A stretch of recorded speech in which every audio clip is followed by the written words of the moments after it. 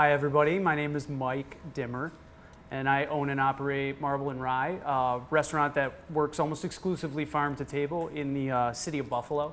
I'm here to cook some dinner tonight and hopefully show you guys just a couple little quick tips on how we can kind of take something that maybe is a little more traditional that we're all very used to, but make it a little bit healthier. We're trying to cut out as much sodium as possible. We're trying to stay away from refined sugars, substituting in honey in its place. First off, we're gonna be starting with potato salad. Very simple, very easy, kid-friendly, but we're gonna add a little bit of a healthy twist. Potato salad in my family was always a very big, important thing. My mom made it for almost every meal, whether it was summertime or it was the dead of winter. Her recipe was more of a German-style potato salad, but where you may not know it, it's got tons of sugar in it, tons and tons of salt. So my version of my mom's potato salad, I should say, is gonna be something that has like a honey mustard dressing with it that's yogurt based. And there's something to be said about when you're using local quality ingredients, you don't have to mess with it too much. But something that I really wanted to focus on for this salad was showing everybody how to make a dressing that is based on yogurt versus based on mayonnaise. So we're gonna use Chobani Greek yogurt in place of our mayonnaise.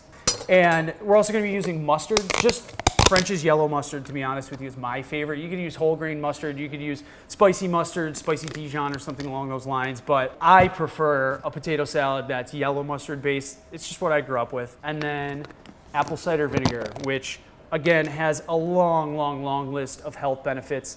Simple, we're not adding anything else other than a little bit of honey to this. So we're just gonna start off with a few good scoops of Greek yogurt.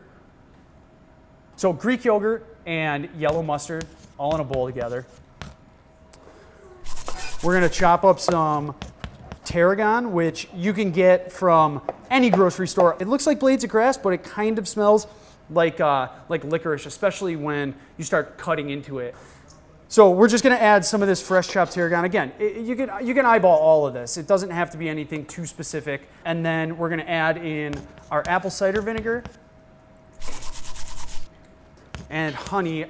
This honey is not raw honey. Raw honey is incredibly healthy and great for you. Again, in moderation, but this is processed, which means that it's just been taken to heat. So again, I'm not adding any salt. I'm not adding any sugar.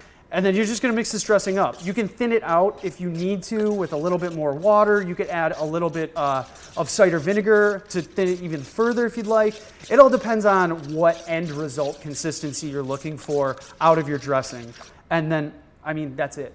So we're just mixing these two together. Big thing when you're cooking stuff like this and you're boiling something is you want it to be relatively the same size so that it all cooks at the same time.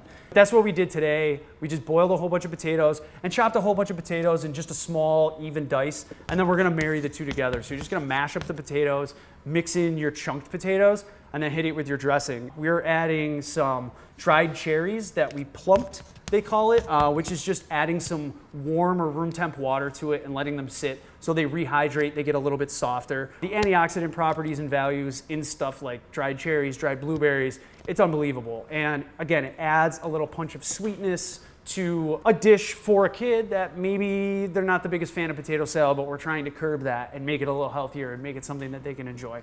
And then we're just gonna finish it off with some toasted almonds.